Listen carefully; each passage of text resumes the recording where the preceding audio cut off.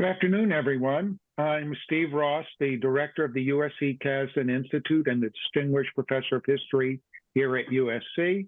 And on behalf of the Kasdan Institute, the USC Dornsife Van Hunnick History Department, and the USC Collaborations in History, Art, Religion, and Music, I welcome you today to our conversation on the topic, the Warner Brothers, Hollywood's most outspoken Jews. And today's event is going to feature Dr. Chris Yogerst, Associate Professor of Communication, Arts, and Humanities at the University of Wisconsin-Milwaukee. And he will be in conversation with Dr. Thomas Dougherty, Professor of American Studies at Brandeis University. And today's conversation is going to focus on a new biography of the Warner Brothers, which showcases the significant role that their studio played in the origins of Hollywood. The Warner Brothers and their films always reflected a sense of the brothers' social and political compass. And throughout the silent era and into the Great Depression, World War II, with this Cold War, the Warner Brothers made provocative, hard-edged films about some of the most controversial issues of the day.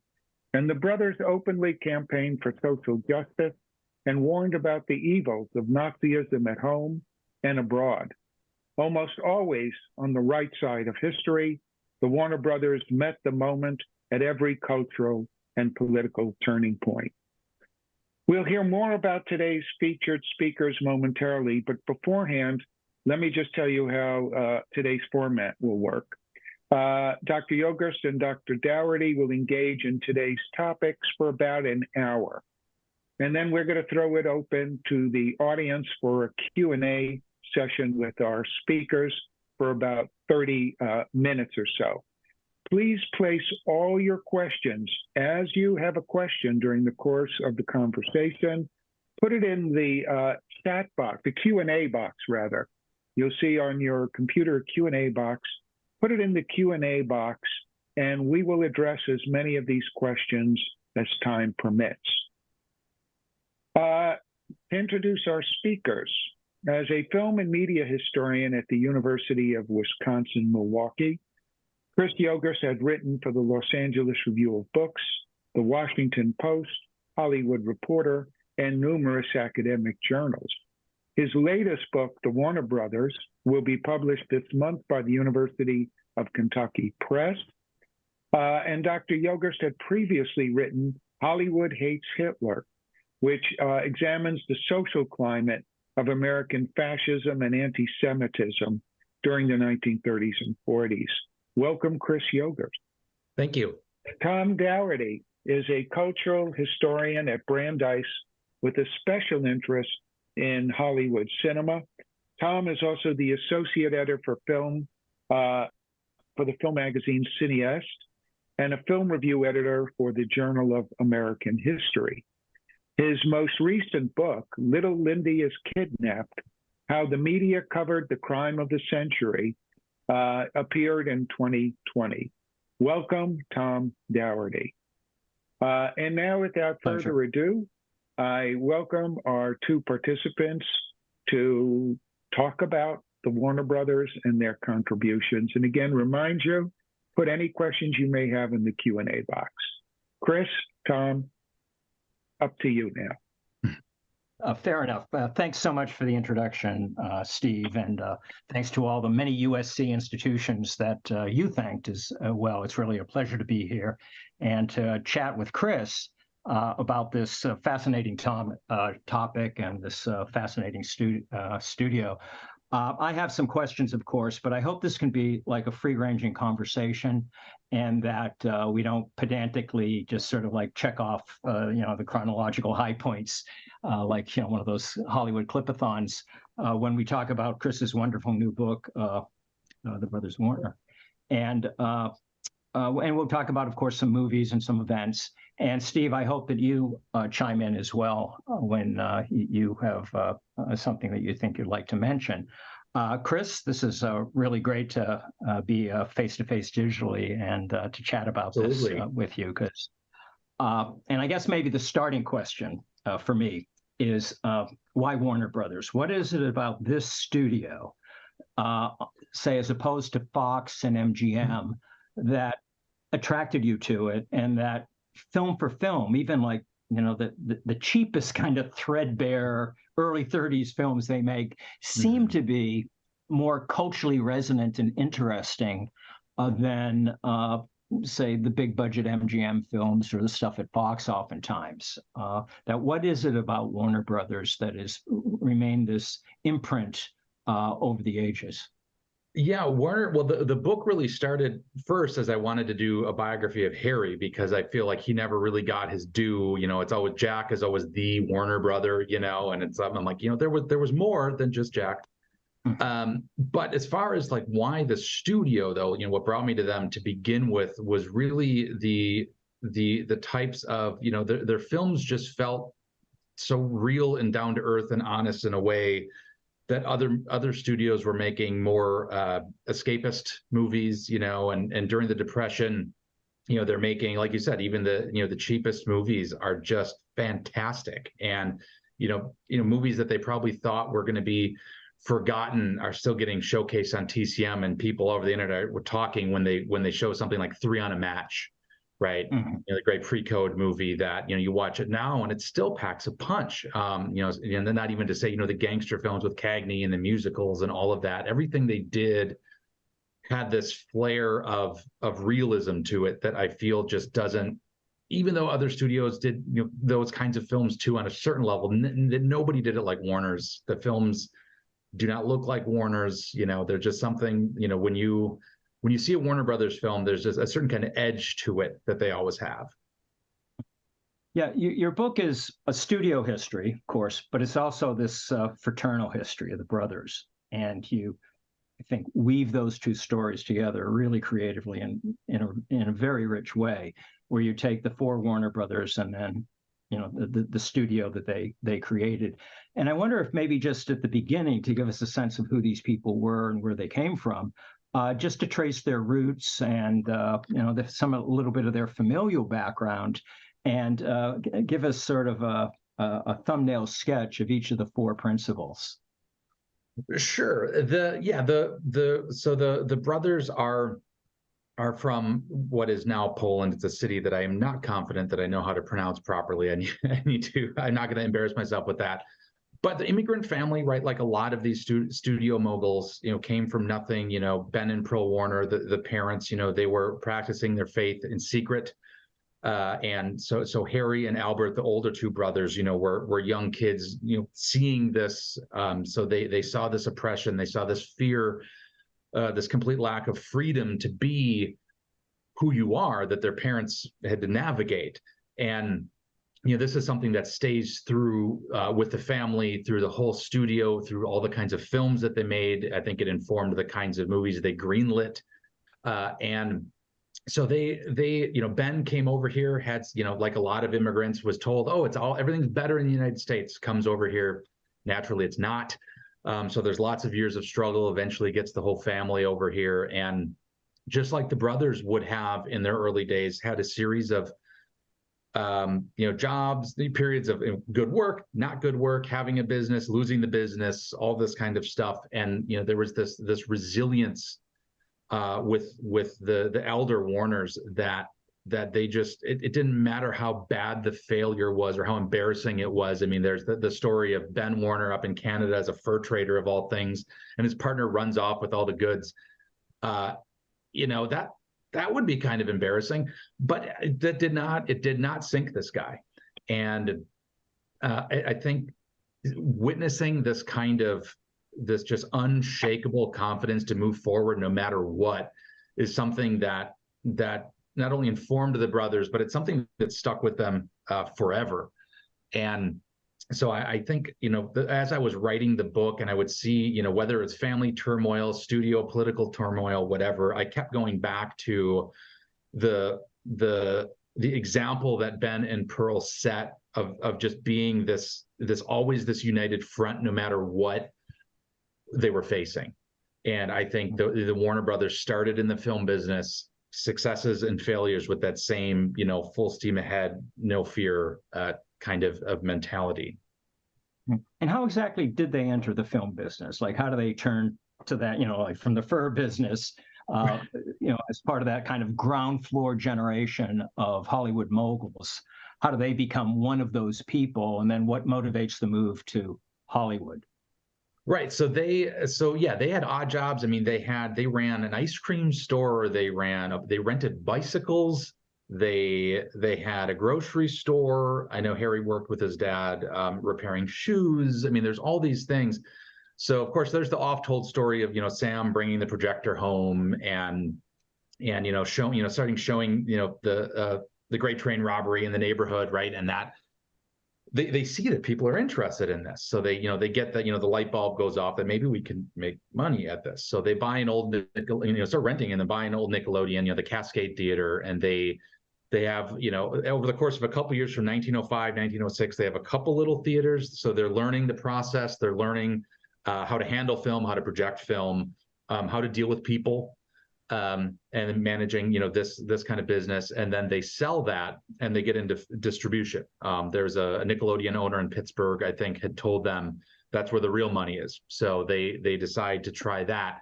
It's the Duquesne Film Amusement Company. This is the one that gets shut down by Edison with all of that, late 1910s, early teens. Edison Trust, right? That his goons are going after them, and eventually his goons get to the distribution network, and they're told one day, you're not going to be getting any more films to distribute. End of story. So Harry, he has enough of an infrastructure put together that they can sell this thing, take some money, and they start working for. There's a couple different things. One of them is actually IMP. They worked for Laemmle for a little while, so they learned distribution through him. And slowly they start kind of going back into, they keep doing, they learn distribution, then they start trying to play around with making their own films. So they start, the production, it was Sam and Jack, the younger two, went to the Midwest and started, got some film equipment and just started making what everyone at the time agreed, which was probably accurately were just garbage movies, but they were learning the process, right? They were learning how, so they ran theaters, they distributed films, and now they're learning how to make films. So by the late teens, they start renting space in Los Angeles. And I don't know the exact address. I can't remember if I put it, but I know it was near wherever the Selig Zoo was, because I know Jack knew Bud Selig, and I know they used some of his animals for some of their early serials. And that's really, they started by then. Once they were here, that little bit in the late teens, they were the Warner Feature Players Company, something like that. And then by 1917, 1918 is when they started using Warner Bros. As we know it today. And they branded as that and they marketed as that. And of course, they incorporated that 100 years ago in 1923. But that's what's interesting about this whole trajectory. It's like, 1923, on one level, yeah, they're the kind of the new kids in town, but at the same time, they're kind of these old dogs. They've been, they've had successes and failures, and they've learned a lot about the business from 1905 to 1923. So, that's a lot of years of experience. And I think this. Well, speaking of dogs, and of course, one of Warner Brothers, biggest and least temperamental stars in the 1920s, and as you tell in others, is Rin Tin Tin. I think a dog name that is even known today, he's such a fascinating character. You know the Janine Bassinger chapter in Silent Stars on Rin Tin Tin, who she puts right up there with Greta Garbo and William S. Hart as really one of the great stars of early Hollywood.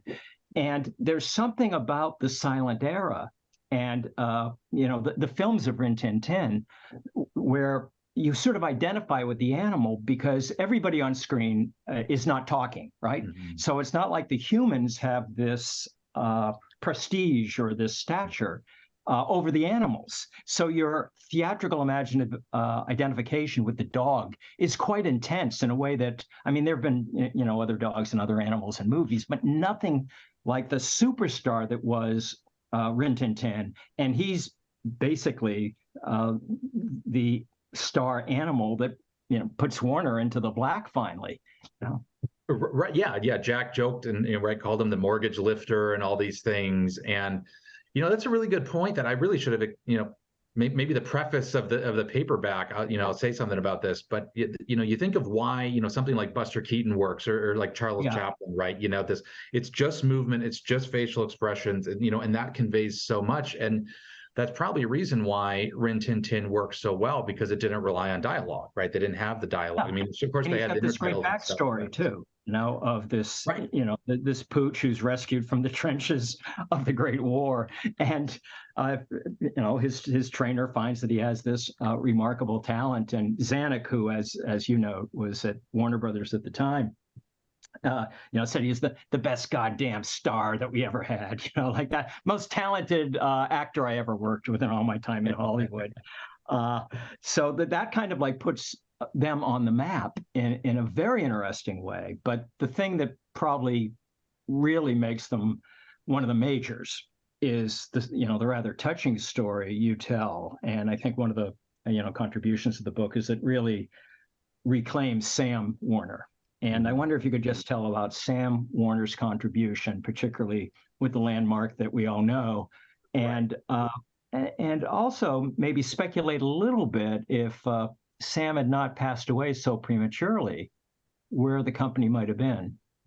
Yeah, I thought about that a lot, and I thought of expanding, conjecture in my book a little. I decided not to go too far, just because you never know. But okay, so I'll start at the beginning. So Sam, right, so he's this, he's the one who gets the projector that shows the family, and that, right. So he gets them into the business. So by the 20s, he's still, a lot of books, when they summarize the Warner Brothers, they always talk about Sam as the technical genius, which is true.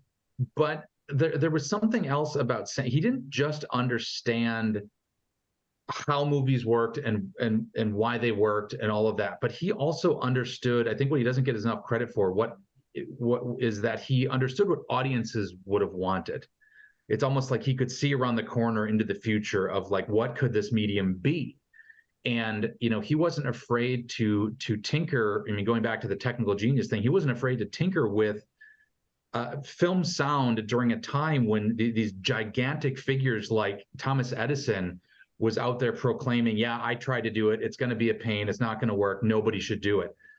Mm-hmm. People will listen to Edison, right? So here's Sam thinking, you know what, Mr. Brilliant Inventor, I think I can do better, which is incredible, right? The confidence that he had.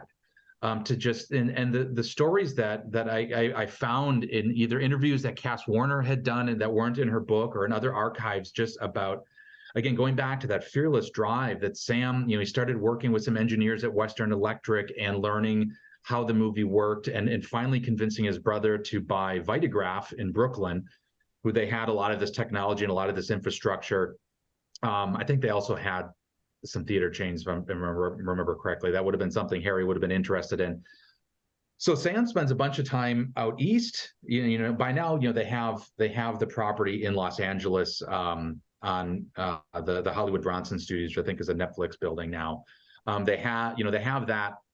Sam is now out east in Brooklyn, spending all day and night working on this Vitaphone, this sound on disc technology, trying to work it, trying to get it right, wiring through walls and through ceilings and floors, and trying to get it just right.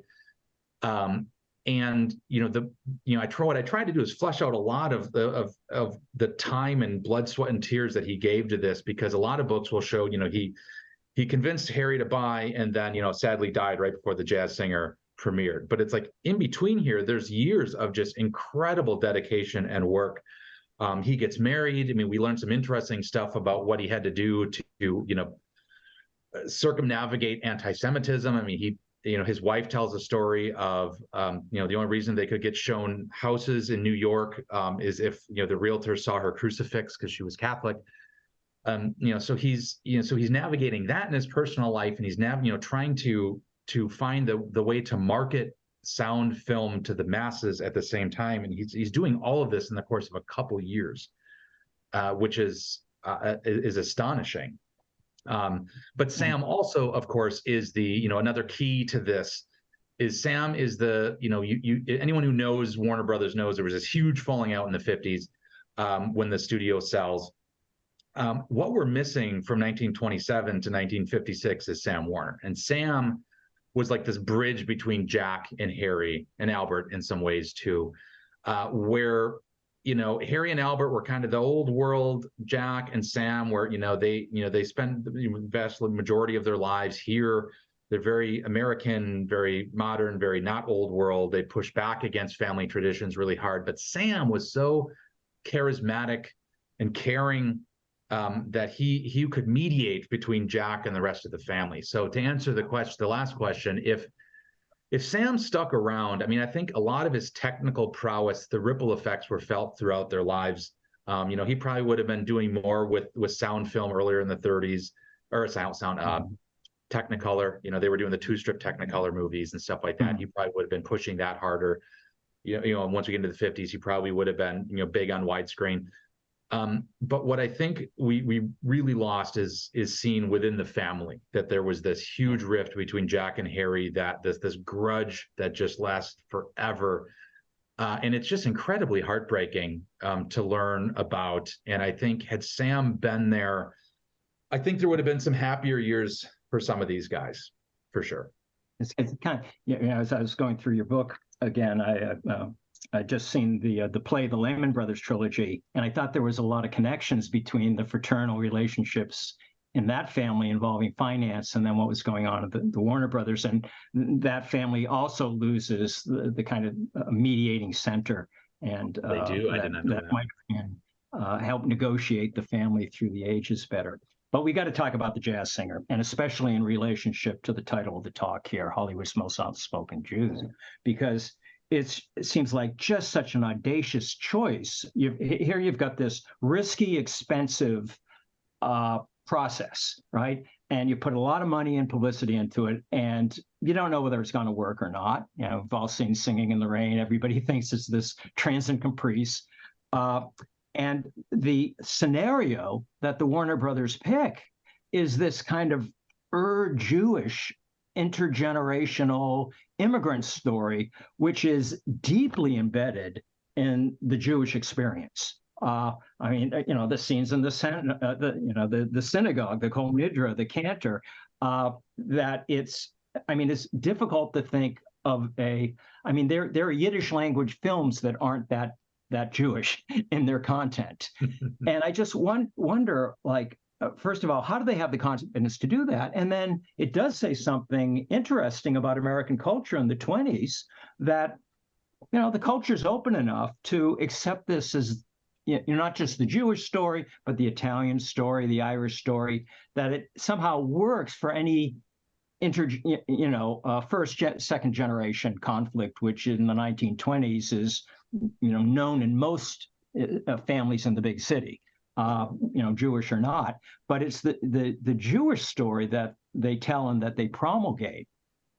Absolutely. Yeah, there's no question. This is such an interesting historical moment for the Warner Brothers and for the industry, of course. But yeah, on one level, it's not a surprise that the Warner Brothers picked this, because Jolson was popular.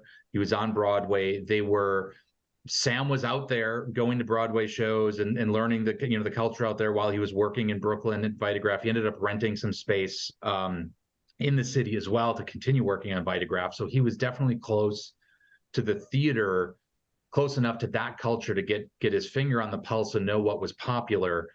But also, for years, the Warner Brothers had been trying to find, they were the kind of these early adopters of finding popular content to license and make movies on.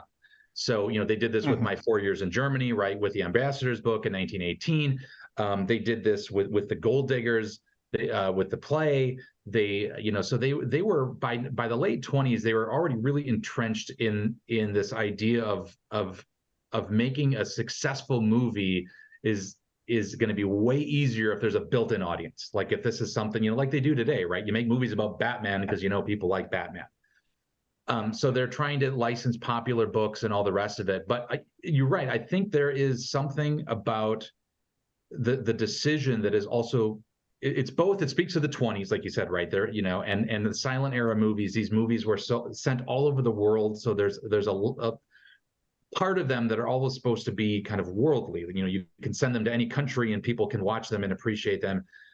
But with the jazz singer, this movie that's about this push and pull between faith and art and conviction and all of that. And this is what the brothers were living. Like, this is something I think it was popular. We have a star, we have a popular show, built an audience, whatever. But this is a story I think really hit home with them. This is something that they could connect to, right? This movie is trying to also bridge old world and new world, right? You've got the dad who wants his son to follow, down one path, living his faith, and then what he finds, he wants to be on stage. And so this is I think this is a dilemma the brothers could really connect to, and I think probably especially Jack, because and Sam, really, because they were the ones that were Jewish, but they were also really okay assimilating a little bit more than the older brothers. So I think that there is a top to bottom with this movie. There are connections with the brothers' own lives. And in the end, of course, Jack Robin chooses, allegedly he chooses to go back to in the play, of course, he goes back and he rejects Broadway, but everybody knows in the movie, Al Jolson is not going to just, display his talent in a synagogue on weekends. That, he gets it both. And today, of course, we focus on, the problematic of blackface. But when you look at it as an immigrant story, it is just as rich. And I love how, in a way, almost insidious the film is in associating the new fun technology of sound and jazz with the new world, and all that quiet stuff and the stilted, the duty is the old world of the cantor. And the scene in which, when the cantor is, the famous scene where Al Jolson is, playing the piano to his mother and kind of ad-libbing the dialogue about, all the Bergs over in Brooklyn and all that. And then the cantor comes in from back frame and yells, "Stop." And the movie goes into silence again. And there's a great quote by Robert Sherwood, later a great screenwriter. He's got a column called "The Silent Screen." And he says, when the cantor comes in and yells, "Stop," I knew I have to have a new title for my column, that like the silent cinema is dead. And he's discerning enough like to see that moment. Yeah. And we both show these clips in class all the time. And every time you show that clip, we all feel what the audience maybe in 1927 had felt for the first time, which is silent cinema as the absence of synchronous dialogue, because we had never known it with that absent before. And of course, the person who just puts the kibosh on the party and the fun is the representative of the old world Orthodox religion. So the sympathies of the film are very American. And you quote, of course, the Neil Gabler, An Empire of Our Own. The wonderful irony that these Eastern European old world Jews come to America and become the great promulgators of American assimilation and the American dream. It's it's an infinitely fascinating motion picture, and it's just besides being the technological wonder it is. So, I'm glad you mentioned jazz too, just as a quick conclusion to that. Jazz, right, in the 20s was kind of this great equalizer, right? You've got the jazz clubs, you got the speakeasies, and these were places that were far more integrated than lots of other places. So it also kind of makes sense that Warner Brothers would pick a film that also uses jazz as a part of its story, because when you look forward, that's right. Those are the kinds of movies that they're picking, right? These movies that are trying to find the underdog, or trying to find the downtrodden, trying to find where something's unfair that they can shine the light on, right? Yeah. So I think that's another layer that definitely connects to the brothers' interests. Yeah, and in terms of the Jewish angle, again, not just in that film, but in American culture generally, people like Gershwin are the kind of the mediators from authentic black jazz to mainstream American culture.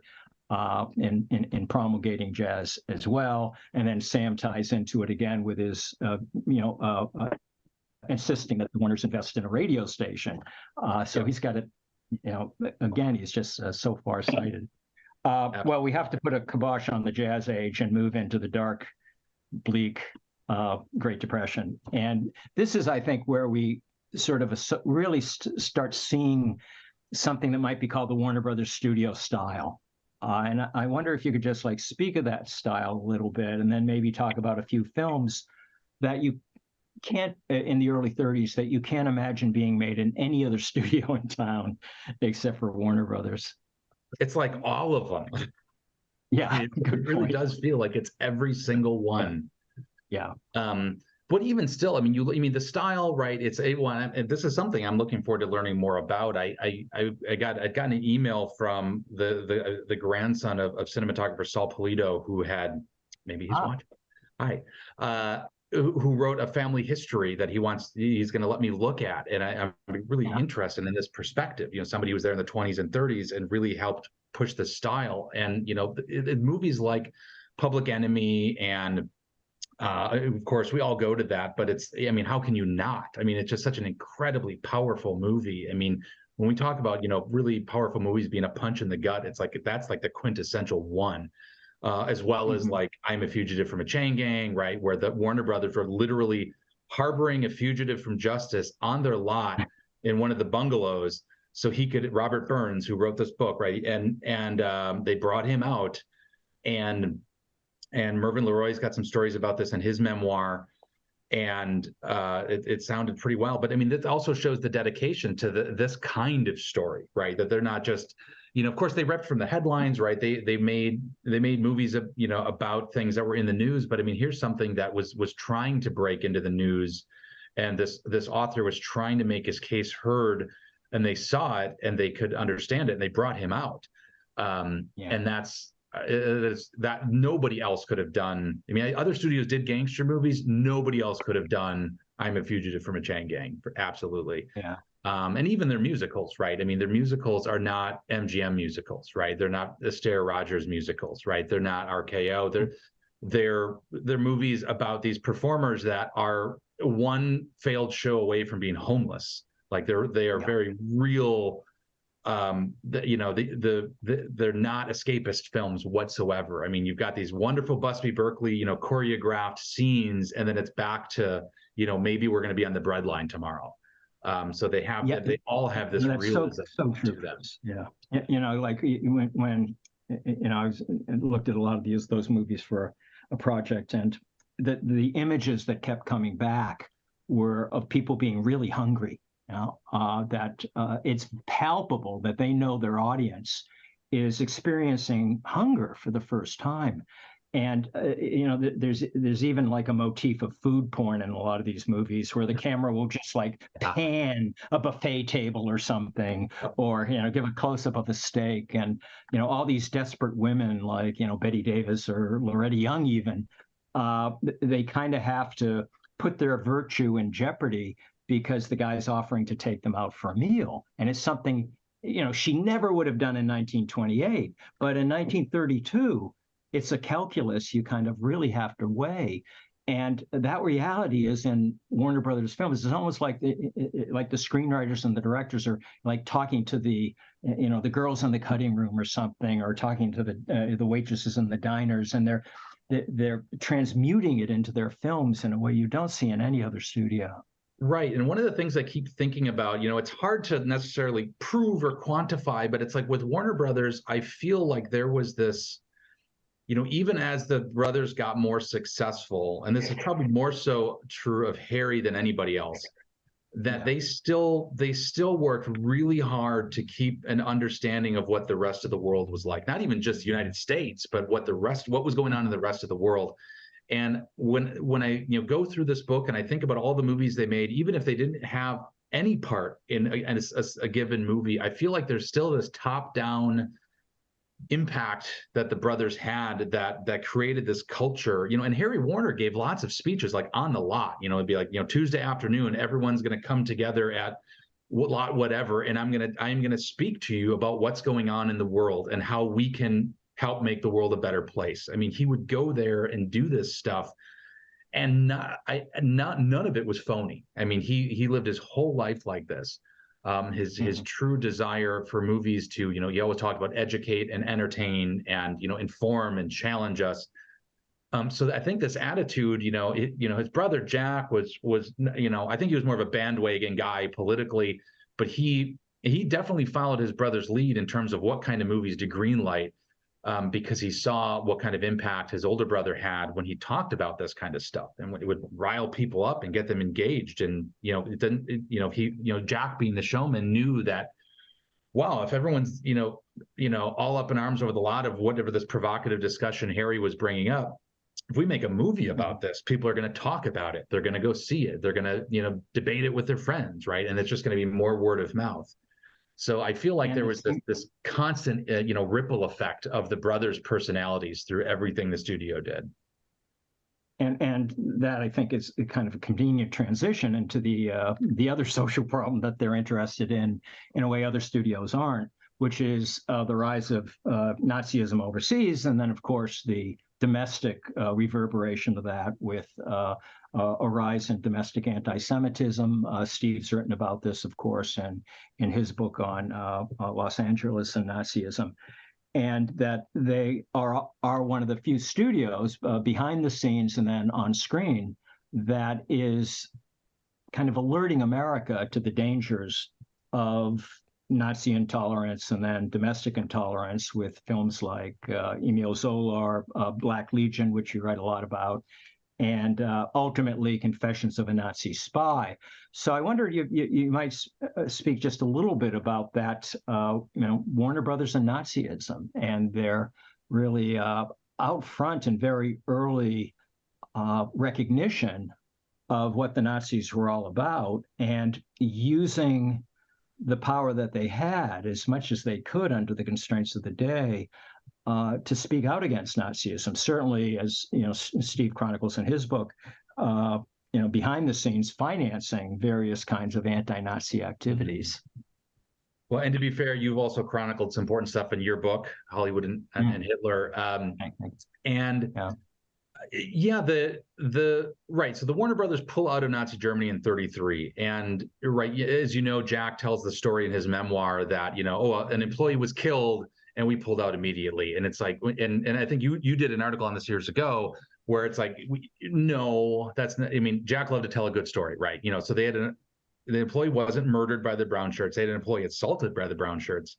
It makes a better story, more dramatic if he gets murdered. But regardless, the brothers, they still, Germany was a lucrative market. You're talking the worst part of the Depression. So it took a lot of courage to give up pretty much guaranteed profits at the most difficult time so far in the industry to do that. So they made a very specific stand. The other thing that's tricky about this, and it took the other studios, of course, they either weren't in a good spot, financially to lose that market.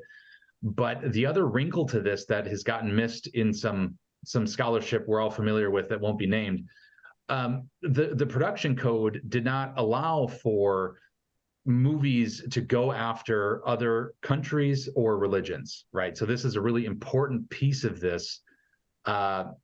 That they couldn't just go, oh, the Nazis suck, let's make anti-Nazi movies, right? MGM tried to make Mad Dog of Europe, right? And that got hung up all kinds of places. And, it wasn't easy to do that. So that's why, you mentioned Black Legion. One of the reasons I write about that at length in here is because it's like, if people ask, like, what's one Warner Brothers movie, that's not super famous that everybody should see, I always go to Black Legion because it's incredibly, It has aged so well. Sadly, it feels like it could have been made yesterday. But they make but what's interesting about that movie, right? It's all allegorical. They don't say Jew, they don't say Nazi.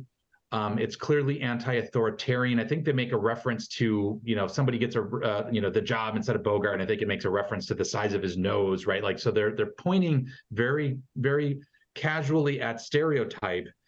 And I'm guessing anyone watching in 1937 would have known exactly what they were talking about, right? And of course, he's on the radio listening to what is essentially, Father Coughlin, and they won't forget about, what's loosely adapted from the Leo Frank case. Again, anybody who was an adult in the mid-30s would have probably remembered that in the news. So they didn't have to get all that specific, and people would know what they're talking about. So this is why Confessions of a Nazi Spy is so interesting, because given the rules of the production code that you cannot attack other religions, here's a movie that comes out and not only goes after the Nazis, but if I remember correctly, there's the voiceover part where it describes is it Confession of the Nazi Spy where they describe the Nazis as the ideology of mass stupidity? I think, or I'm confusing that with the documentary. Yeah, they're pretty clear about that. Yeah, but it's whether it's that, there's no question. So they pretty much buck the code for that, and of course, right, that opens the door for other studios to start. Right, we get MGM's Immortal Storm, we get Chaplin's Great Dictator, we get all these other movies, which is still a pretty small percentage of the movies. Studios are making 50 plus whatever movies a year. But these movies get talked about. They get press, right? And as my last book, Hollywood Hates Hitler, the U.S. Senate goes after Hollywood for the dozen anti-Nazi movies they made or distributed. And these movies, small as a lot of them were, had made waves and got people, just like Harry wanted, got people talking, got people thinking, got people engaged. It's just an incredible moment in time for the studio. Yeah, and you begin your book with that famous moment where Groucho Marx is at a meeting of the Hollywood Anti-Nazi League at Edward G. Robinson's house. And it's just been announced that they're going to greenlight Confessions of a Nazi Spy, which is the first time you hear the word Nazi in the title of a major Hollywood studio. And I think what we missed today when we watched that film is the Nazi imagery that we all know so well, from World War II on, it's everywhere. The regalia, the swastikas, the stormtroopers, all that. Most Americans are probably first seeing that in the spring of 1939 with Confessions of a Nazi Spy. There's a guy they have playing Goebbels who'll kind of make a career out of that during the war for the next 5 or 6 years. It's really a path-breaking film. Or Goebbels' line is, here's to Warner Brothers, the only studio with any guts. And this is in spring of 39, like 6 months before the eruption of the Second World War in Europe. So they're really ahead of the curve there. And once Warner's does it, it's like everybody gets the memo, and especially after September 39, that you can now make anti-Nazi films. And as you know, the other studios start doing it. And as you chronicled in your last book, the U.S. Senate gets wind of that and calls all these guys, a lot of the moguls, to testify, most notably, and I can let you take this over because you write about it, Harry. Yeah, Harry testifies before the Senate. Yeah, Harry goes to the Senate and just embarrasses them to no end. It's hilarious. I mean, he gets some grief, for 1940, 41 for these anti-Nazi movies, and so right before my favorite little anecdotes here is so the Senate investigation is in the late summer, early fall of 41. So we're still pre-Pearl Harbor, which is important, right? Because we're technically an isolationist country, even though FDR is we have the Lend-Lease bill, and he's making it very clear that we're gonna send help at the very minimum. And in the summer of 41, there's these two competing events at the Hollywood Bowl. One of them is an America First rally with Charles Lindbergh, who we know was no friend to the Jews. And another one was an event featuring Wendell Willkie, who was this popular politician at the time that his fans were far and wide, and it was more of they were really careful not to describe it as an interventionist rally, but it was something they wanted to make clear was not the America First German American Bund brand type of event. And Harry Warner encouraged his employees to go listen to Willkie, and Warner's given grief in the press, and Warner says something along the lines of, well, I would rather march to hear Willkie than get marched into a concentration camp. And it's like, wow. Little tidbits like that give you exactly the sense of what the Warners were thinking and how passionate they were And the great bit about this, of course, is Senator Nye is the one who's helping put together this entire Senate subcommittee investigation going after these Nazi movies.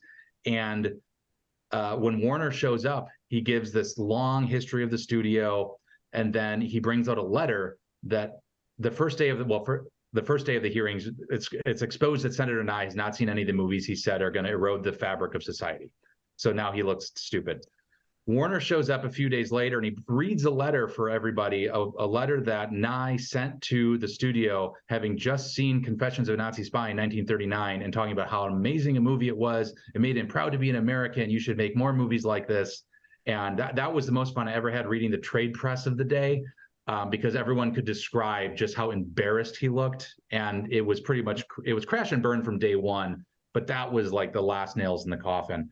And Harry really did a brilliant job defending the industry and defending the studio right before Pearl Harbor. Yeah, and then after Pearl Harbor, of course, Warner's is probably the most enthusiastic studio in terms of making training films and then adapting romances and adventures for the war effort. And Jack is strutting around the Burbank lot in his Colonel outfit. Yeah, Colonel Warner. Yes, Colonel Warner. And during the war, it seems like Warner Brothers is the studio that is probably most schematic and vivid in creating what will later be known as the Warner Brothers platoon. And these movies might look a little creaky today, in which it seems like every platoon in the U.S. Army kind of gets a statistical ratio of Jewish guy, Irish guy, Italian guy, farm boy from Iowa, guy named Tex, older guy named Pops, and all those sort of different, cliche types.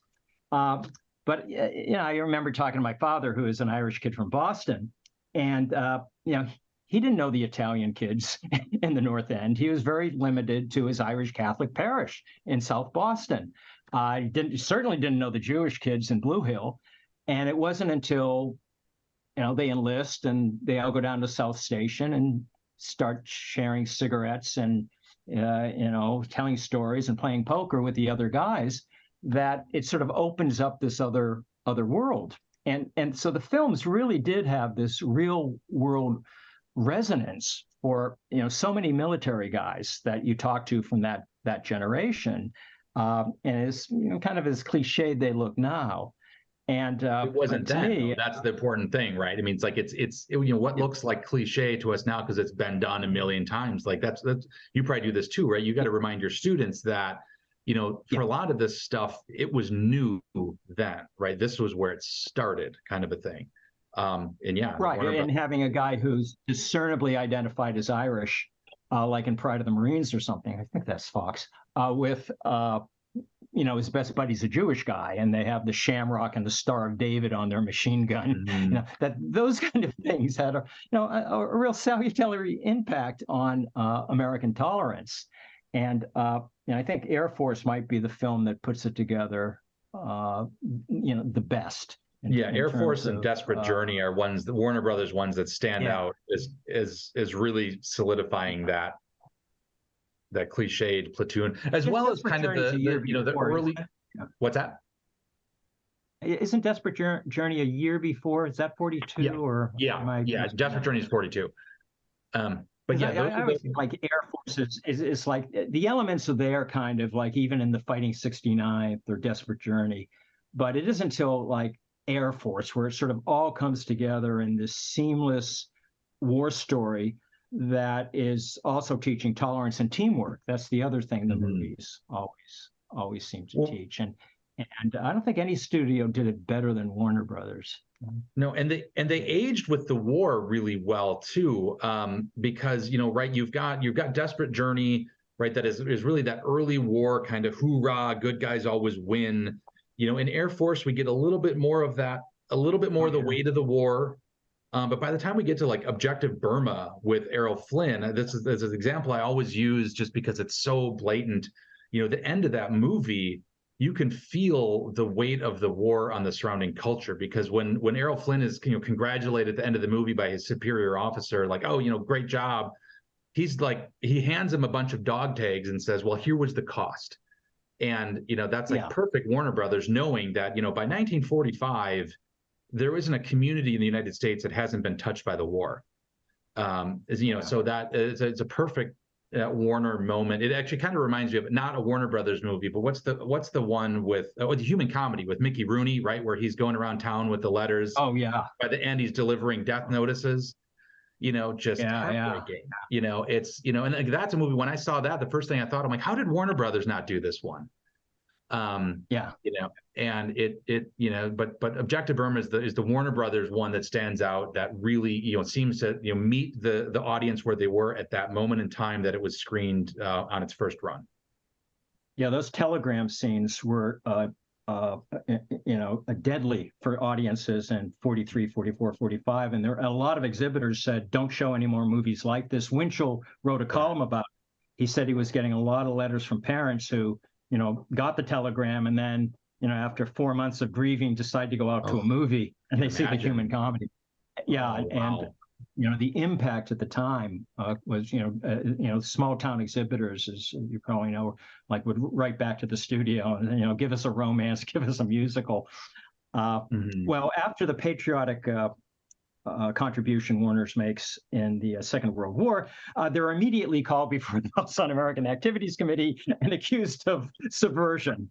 And I wonder if you just, and Jack is the first person called to testify. And I always think that, he might be like Kathy Bates in Misery or something, where he wants to stand up and say, does everybody here have amnesia? Russia was our ally, for God's sakes. But he doesn't. And Warner's is maybe, you said they're on the right side of history most of the time. Most. But like the other major studios, they're quite willing to throw various people over the side. And comply with he does try to remind them, and in some of the, and I'm trying to remember if it was the open meeting or the closed meeting. I know I read one of the transcripts where he is actually, kind of that, do you have amnesia line, where he's like, do you not remember? We were allied, and Warner Brothers also wasn't the only studio to make a pro-Russia movie in 43. Yeah. So that's a weird, but I know Jack, I also thought that he really, what I get this, and this is something actually really, I thought about that period, especially through the lens of your show trial book, because you do a really good job trying to take the emotional politics that were fueled so much of the early writing on that period, and try to look at it through a lens where, all right, what was actually going on when. And the more I thought about it, the more I thought Jack was not, like I said, Harry was more the ideologue, and Jack was more the bandwagon guy. And I found stuff later to prove this, right? Like, he was a big Nixon guy, and then all of a sudden he realized JFK was popular, so he got himself invited to a dinner in LA when JFK was going to be there. So like, he switched sides like within a day. So I feel like with Jack, even though there's lots of reasons we can criticize Jack, but it's especially reading your book, looking at some of this future stuff, and then re-listening to his testimony, and his pest removal fund stuff, all of that. I don't see an ideologue. I see someone who is scared to death and is terrified that this is going to be the end of their industry. So I still don't necessarily agree with everything he was doing, but I feel like I understand it from a different angle. And it kind of, helped me see maybe that whole era a little bit differently. I think a lot of this was trying to survive. I mean, there's certainly ideologues in Hollywood, no question. But a lot of this, especially with the Warner Brothers, was I think, survival. And in fact, Harry, who had successfully defended the studio against the Senate, told Jack not to waste your time with the House, because he already saw how embarrassingly, how ridiculously unprepared they were. He told him, don't even waste your time. But of course, I think he was just terrified. Well, he was subpoenaed too. Yeah. Right. Yeah. But he was, he sometimes he's made up to be, kind of this fire breathing, pro McCarthy. And it's like, I don't think that was the case.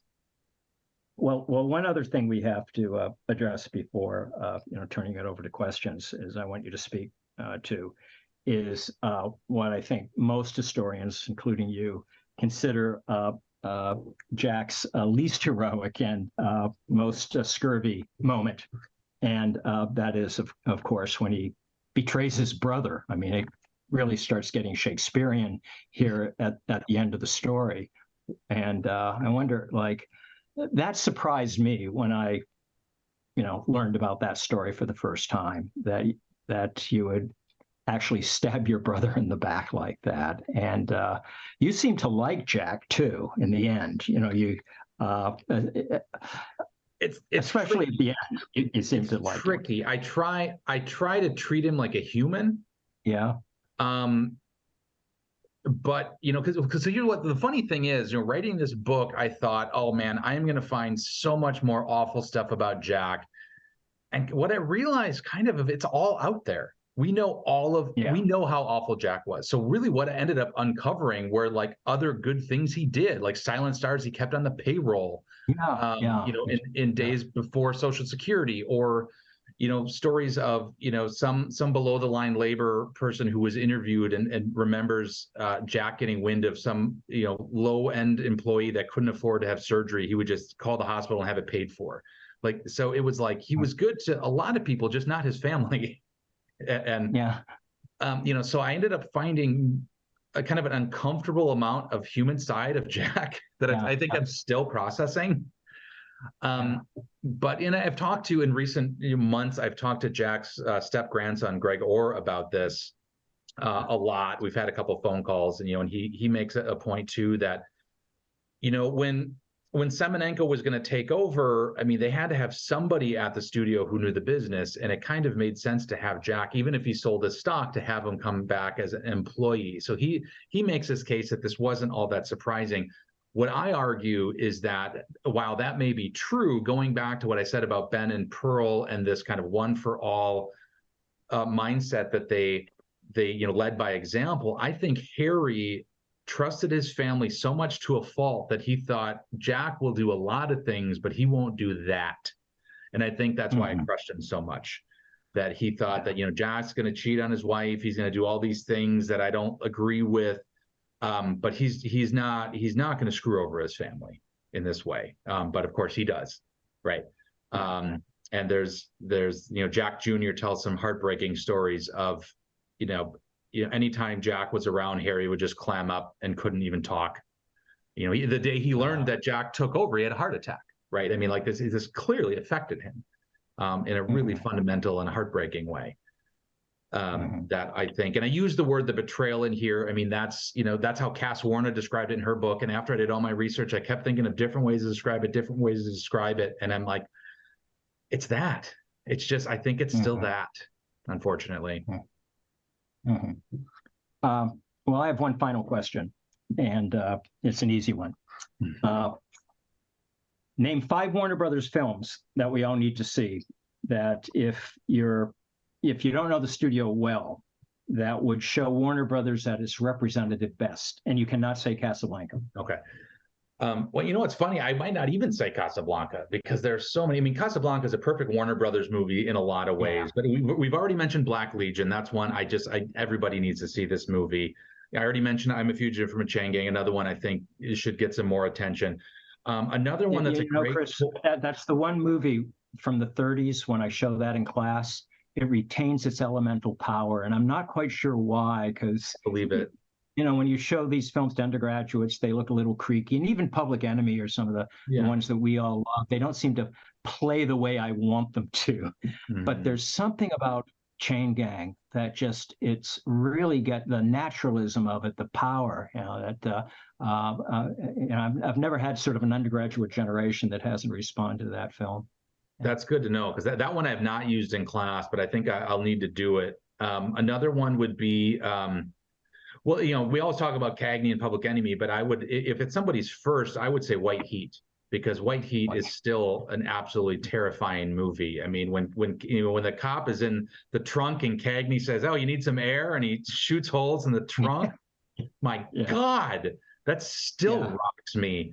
But then another big one would be storm warning. I think that was one that was a big surprise to me. I had not seen that until I started this project.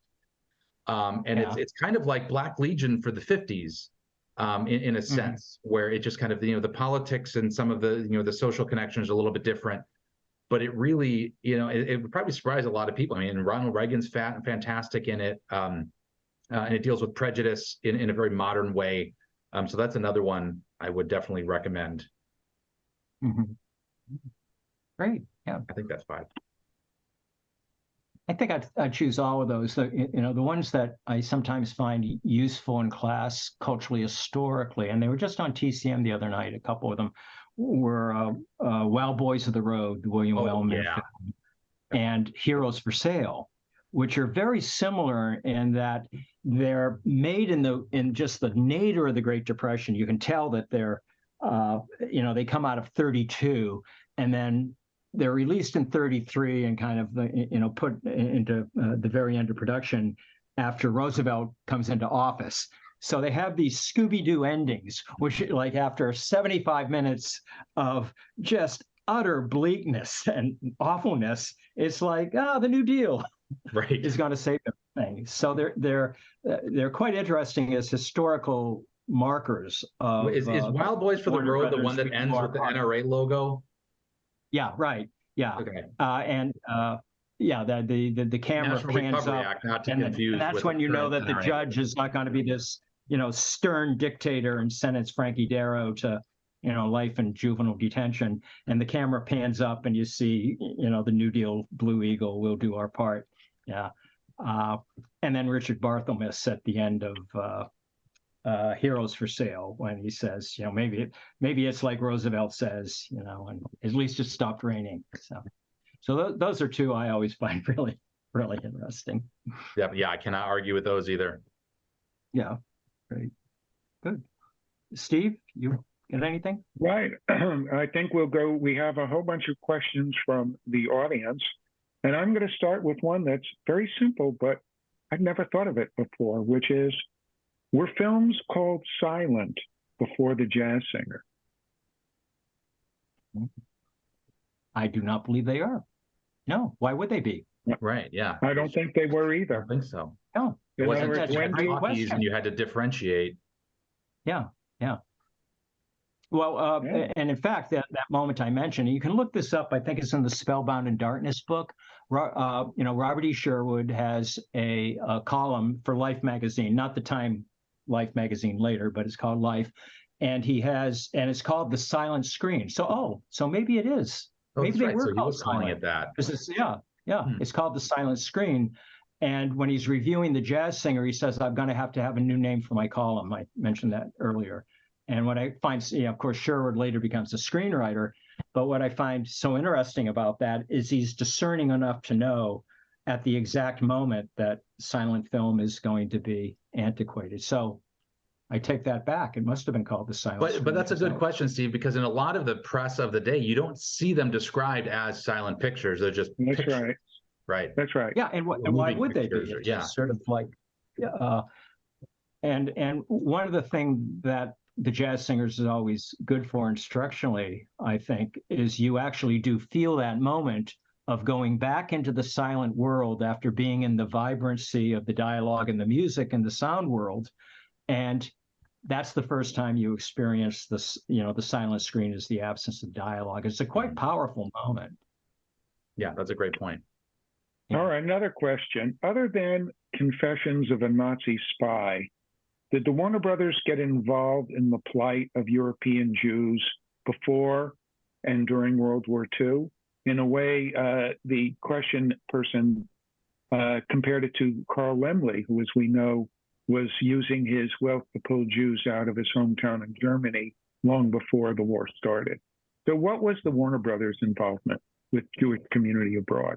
One of the big ones that I found that I would want more people to know about is that at the end of the war, Harry got, so Roosevelt dies, right, and Truman is in, and Harry gets a series of meetings with Truman, and what he's doing is he's arguing to, what to do with all the displaced families overseas.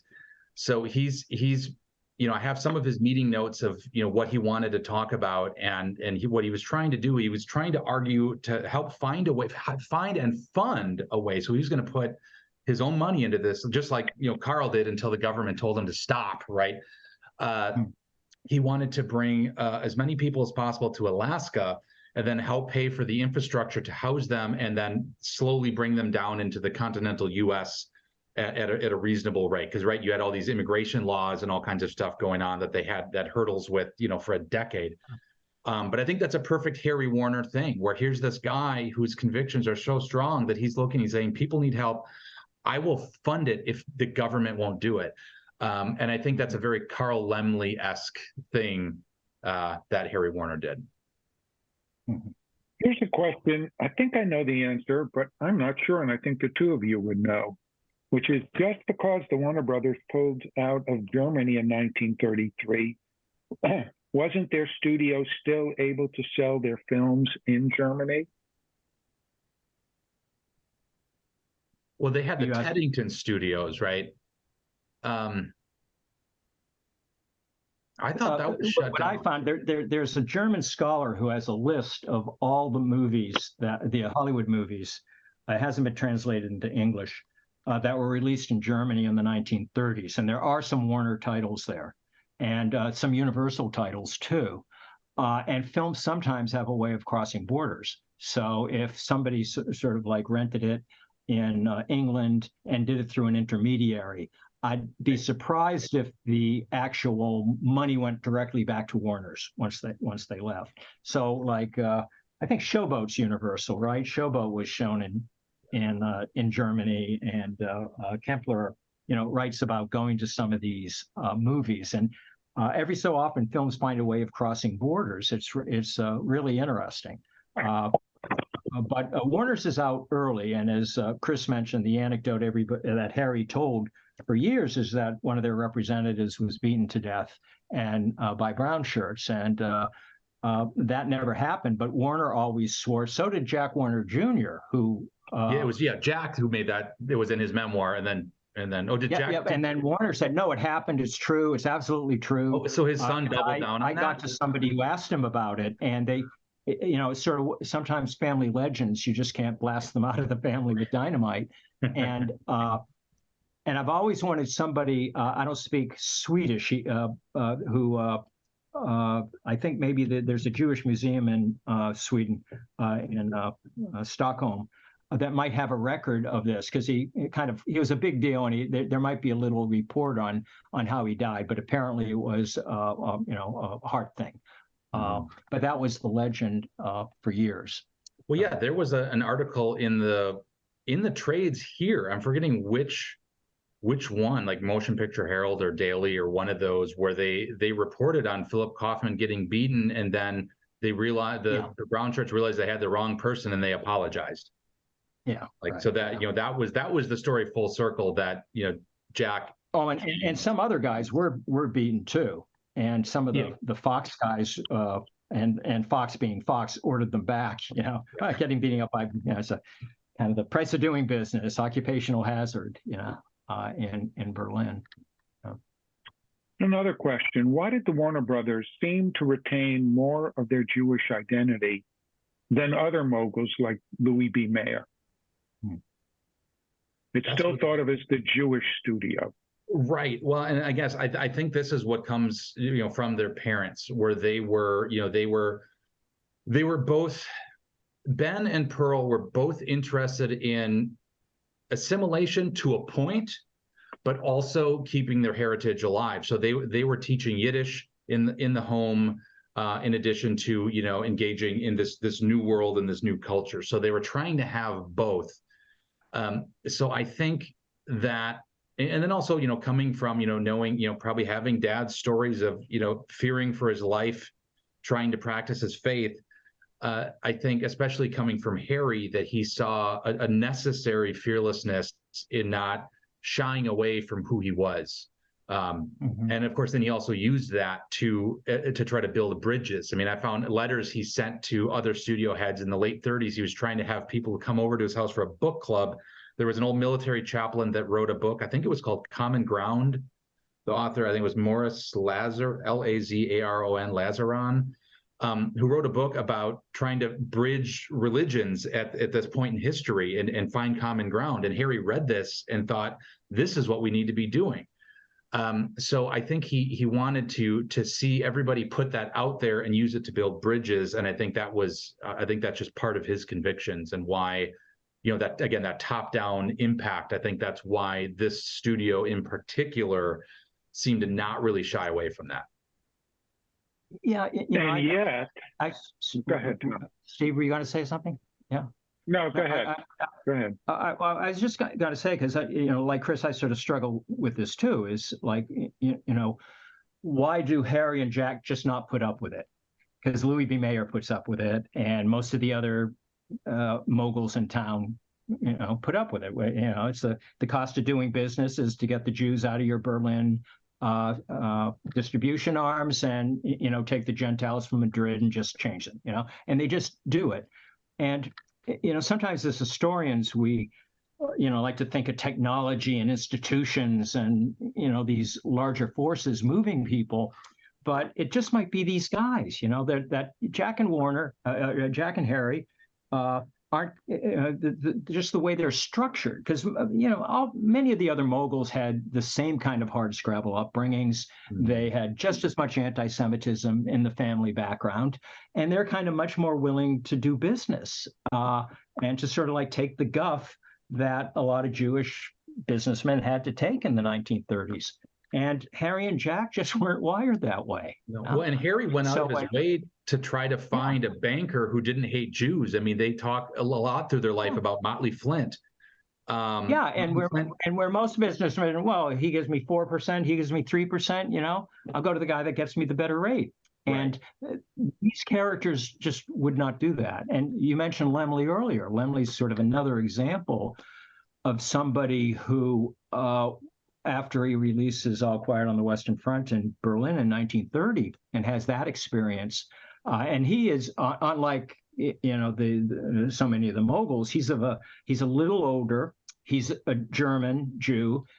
He comes over when he's like a young man, 18 or 19, as I recall. So like he actually remembers his fatherland, which he was actually not ashamed to call it his fatherland, all throughout the 1920s. It's Germany. And then he realizes that this is not the place I grew up with. And he realized it very early and starts working to get people out. He realizes that this is not my father's anti-Semitism. This is something radically new, radically terrible, and it's going to lead to death.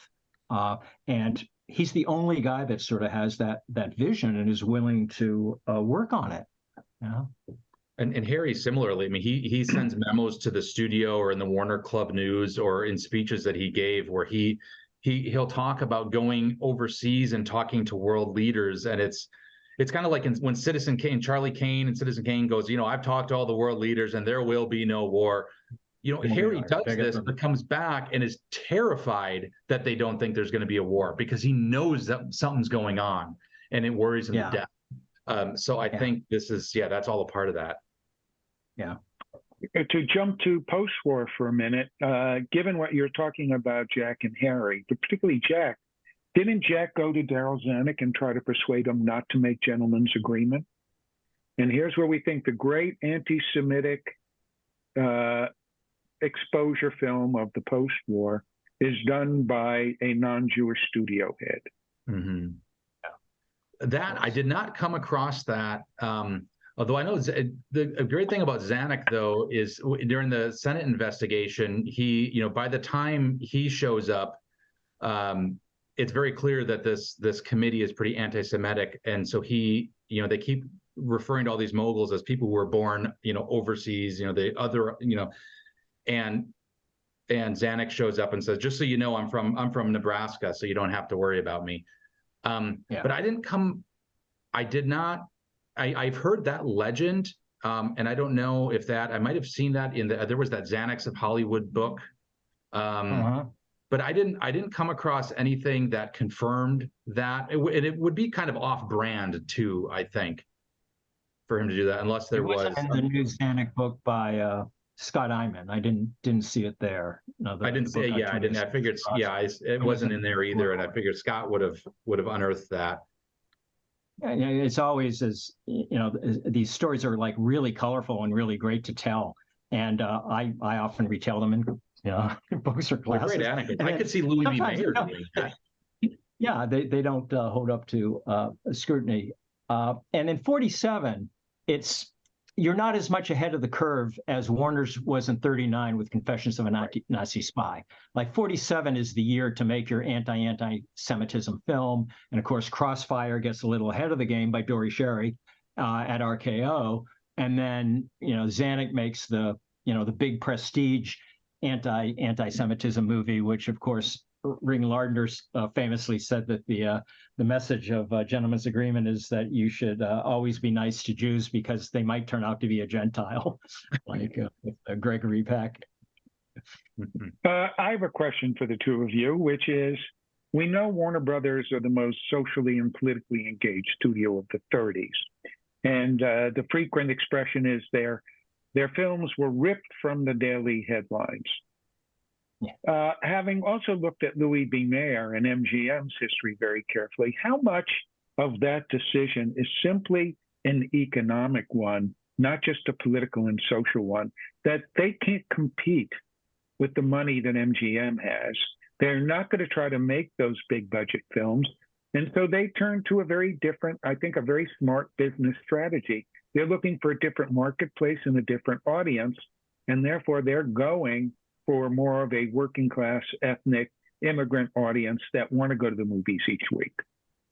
Mm-hmm. Definitely. And they did, I mean, from the beginning, the Warners, they were adapting, books and plays, right? But you're right, they could not afford they didn't have the bankroll that MGM did. So yeah, I think it's something that was really, it's a perfect Warner Brothers thing where it's the way to do this economically and effectively, but it's also, something that they had conviction with. So it was just definitely a little bit of both. And it was, it was the kind of movies that they had been, they've been doing that from the beginning. That was, there was some, some stuff I talk about in my book. They did some government films as well. Like Sam Warner did one about the dangers of STDs. That was built on, it was somewhat government funded, but there was also, there was stuff in the headlines and they were, let's get on this discussion. So yeah, I think it's a little bit of both. I mean, you're right. Yeah, it's easy to brand them, the studio that rips from the headlines because they do, but it wasn't necessarily all social conviction. It was also just smart economical sense. Yeah, and product differentiation compared to MGM and Fox, right? That was sort of the whole ethos where you got people like, you can imagine James Cagney as a cab driver, right. or Betty Davis as a wisecracking waitress in a way you couldn't imagine Clark Gable or Greta Garbo, right. Or any of those, Norma Shearer, in those situations. And they really seem to identify and speak with their audience. And you can imagine, and many of Cagney and Betty Davis did those kind of jobs before they, became the big stars. Yeah. So given that, how did the Warner Brothers films do at the box office during the 30s and 40s compared to other studios? They were always in the running. I mean, I was careful with this particular book not to go down too many of the business rabbit holes, just because that's a whole nother thing. I was more interested in what movies were getting headlines, what was sparking discussion in the press. Where were the ripple effects that Harry Warner wanted to see? Of course, he wants to make money, right? And they're making these movies. They finally start winning some awards. But off the top of my head right now, I'm actually forgetting what a good comparison would be to MGM. Well, they weren't as profitable as MGM, which did, just sales above the Great Depression, with more stars than there are in heaven. And they put a lot of money into their film, but they got a lot of back. They weren't as desperate as Paramount, which goes into receivership, and RKO, which is basically bankrupt. So they were kind of like well below MGM, and their films were cheap enough that they could sort of make back a modest amount of money. And of course, they churned them out like 80 a year. Yeah, there was a couple years it was almost 80. Right. Like you look at 80 of somebody like Alfred E. Green's credits, and he's got like 12 movies he made in 1 year or something. It's like. Well, yeah, and like people like Wellman, there was lots of years of Yeah. 5 and 6 movies. Yeah. At a crack. And, and this is, Harry, when he bought First National in the late 20s, which is where the Warner Brothers studio is now in Burbank, a big part of that was that they had a theater chains. So now going into the Great Depression, you've got kind of this guaranteed, they didn't have nearly as many theaters as, some of the other studios, but you still had this guaranteed pipeline to help you through, some of these difficult years. They never did a newsreel. That's sort of interesting. They never had kind of a commercial out of the other studios. I think they tried it for like a brief period of time, but yeah, that might have been something. Maybe that's to answer the question too about Sam. Maybe that'd have been something he would have tinkered with too. Yeah. Around. Yeah. Mm-hmm. We're talking about Warner Brothers films of the 30s and 40s as being pretty progressive in terms of their politics, their social life. They make, the way I would put it, as compared to MGM. Warner Brothers makes their audience the heroes and heroines of their own entertainment. MGM took fantasy figures that were as far from their audience as they could possibly imagine. How did Warner's do with the way they portrayed women in both the 30s and then during film noir? Were there also progressive portrayals, or did they fall into a hole, or do we not know a great deal? That's a really good question too. I'm just trying to think of some of the best examples. I mean, really, I feel like, you can't not have, Betty Davis and Olivia de Havilland, and then later Lauren Bacall. Warner Brother, right? Yeah. Right. And not have strong women roles, right? Like these actresses were incapable of not displaying their strength and integrity. So I think really in almost any of these movies, at least from my perspective, and maybe I can be wrong, but my impression is that they always feel, even when it's a noir, right? Even when you've got a character who is a femme fatale that's out to no good. These characters are always still really strong, and even if they've got nefarious motivations, they present a lot of strength and conviction, good or bad. And there, I think Betty Davis really is key. And I mentioned that she was, ironically called the fifth Warner brother because of her power in the studio and her just absolute ascendancy as a female star. So sometimes feminist critics will say, well, she only plays a housewife or a hooker or a waitress, but like she dominates the entire film with her strength and her personality. My favorite example of this is Mr. Skeffington, who is like Claude Rains, who gets second billing. So the title card is Betty Davis in Mr. Skeffington, which just sounds like really weird, because shouldn't the guy who plays Mr. Skeffington get lead billing? And it's like, and Claude Rains. So that's the stature of at least that woman at Warner Brothers, who is just absolutely ascendant as a star, and had just this very loyal following. Even today, if you want to get in trouble on film Twitter, say something bad about Betty Davis. Oh man, those are rough waters. But they even get Joan Crawford, right, for Mildred Pierce. And then back Crawford. For, if you want to fast forward, you've got something like Whatever Happened to Baby Jane, right, which is interesting in for its genre, for all kinds of things, but also for at a time when it wasn't as common for aging actresses, for lack of a better term, to be so prominent and domineering on the screen. You have these two that just take over this movie in the most delightfully terrifying way, and it's absolutely perfect that it's Warner Brothers, and Jack Warner that gets this through and negotiate. Of course, this is when the code is crumbling, and he negotiates a release with the adults only label, and he's not afraid to push that through.